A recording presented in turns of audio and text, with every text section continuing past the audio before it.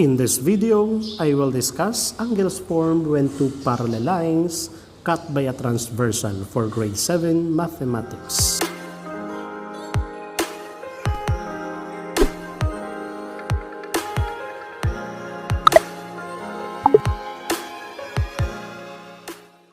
A parallel lines are coplanar lines that do not intersect. It is denoted by the symbol double slash.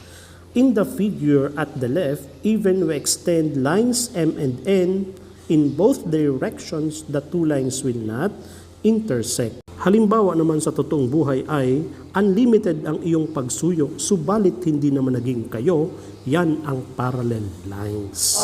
In symbol, M double slash N read as M is parallel to N. A transversal is a line that intersects two different lines in at two different points and form a special angles. In the figure at the left, lines M and N are given.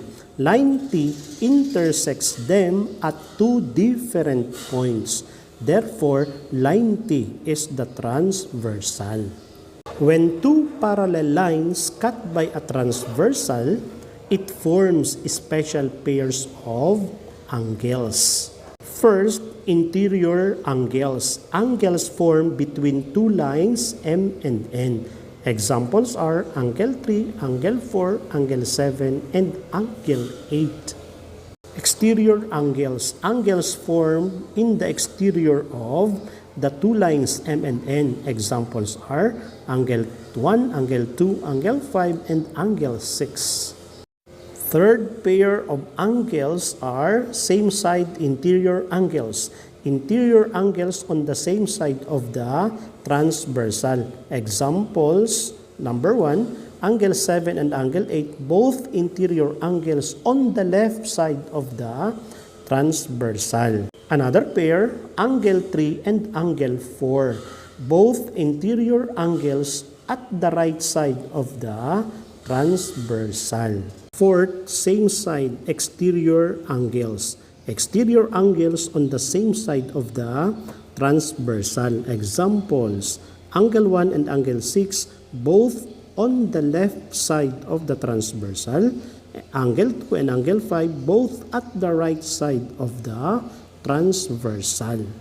Next is corresponding angles. A pair of non-adjacent interior and exterior angles on the same side of the transversal. Examples are angle 1 and angle 7. Non-adjacent, hindi magkatabi.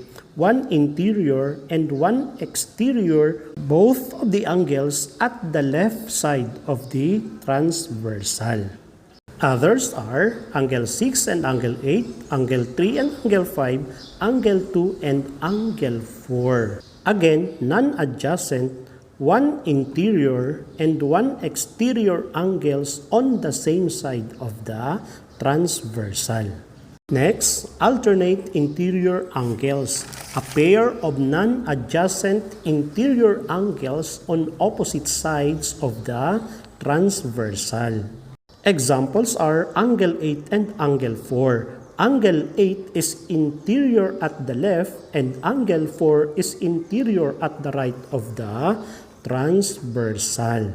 Same situation to angle 3 and angle 7.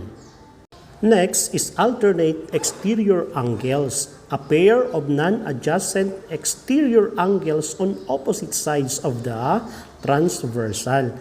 Examples are angle 1 and angle 5. Angle 1 is exterior angle from the left. Angle 5 is exterior angle from the right. Same situation to angle 2 and angle 6. Last but not the least, special pair of angles when two lines cut by a transversal. Vertical angles. A pair of angles sharing a common vertex and opposite each other. Examples are angle 1 and angle 3, angle 2 and angle 8, angle 5 and angle 7, and angle 6 and angle 4. They are the non-adjacent angles or simply opposite each other. Let's practice of what we are being discussed. In the figure, A and B are parallel. Line D is a transversal forming 8 angles. Name the following. Number 1, pairs of alternate interior angles. They are angle 3 and angle 5, angle 2 and angle 8. Tama ka ba? Next, name the pairs of alternate exterior angles. They are angle 4 and angle 6, angle 1 and angle 7. Continue, name the pairs of corresponding angles. They are angle 4 and angle 8, angle 3 and angle 7, angle 1 and angle 5, angle 2 and angle 6. Next, name the pairs of exterior angles on the same side of the transversal. They are angle 4 and angle 7, angle 1 and angle 6. Last but not the least, name the pairs of interior angles on the same side of the transversal. They are angle 3 and angle 8, angle 2 and angle 5. In this video, we will also discuss properties of parallel lines cut by a transversal. Property number 1, if two parallel lines cut by a transversal, then corresponding angles are congruent. Examples, angle 1 is congruent to angle 7, angle 8 is congruent to angle 6, angle 2 is congruent to angle 4, and angle 3 is congruent to angle 5. Again, why they are congruent? Just because they are corresponding angles. And take note, the symbol for congruent, equal with approximate symbol combined. Property number 2, alternate interior angles are congruent. Example, angle 8 is congruent to angle 4, angle 3 is congruent to angle 7. Property number 3, alternate exterior angles are congruent. Angle 1 is congruent to angle 5, angle 2 is congruent to angle 6. Property number 4, vertical angles are congruent.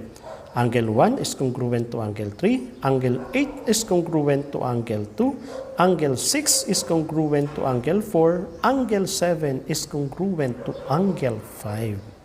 Property number 5, interior angles on the same side of the transversal are supplementary. Examples, measure of angle 7 plus measure of angle 8 equals 180. Measure of angle 3 plus measure of angle 4 equals 180. Property number 6, exterior angles of the same side of the transversal are supplementary. Examples, measure of angle 1 plus measure of angle 6 equals 180. Measure of angle 2 plus measure of angle 5 equals 180. This time, let us discuss further the properties of parallel lines. On the 8 angles, I will give the measure of any one and we will determine the measures of the remaining 7 angles. In this problem, we will give the measure of angle 2 which is 75. Find the measures of the remaining angles applying the properties of parallel lines. Measure of angle 4 equals 75 because angle 2 and angle 4 are corresponding angles. Measure of angle 8 is also 75 because angle 4 and angle 8 are alternate interior angles and angle 2 and angle 8 are vertical angles with congruent measures. Angle 6 is also 75 because angle 8 and angle 6 are corresponding angles. Angle 4 and angle 6 are vertical angles. Angle 2 and angle 6 are alternate in exterior angles. Next, angle 6 and angle 1 are exterior angles on the same side. So measure of angle 6 plus measure of angle 1 is equal to 180. 180 minus 75 equals 105. So the measure of angle 1 is 105. And also, the remaining 3 angles measures 105 degrees if you will apply the properties of parallel lines cut by a transversal. Therefore, The measures of 8 angles are on the right screen. In the figure, line P is parallel to line Q. Line T is the transversal. Name the following. Please continue watching the video in order for you to learn further properties of parallel lines.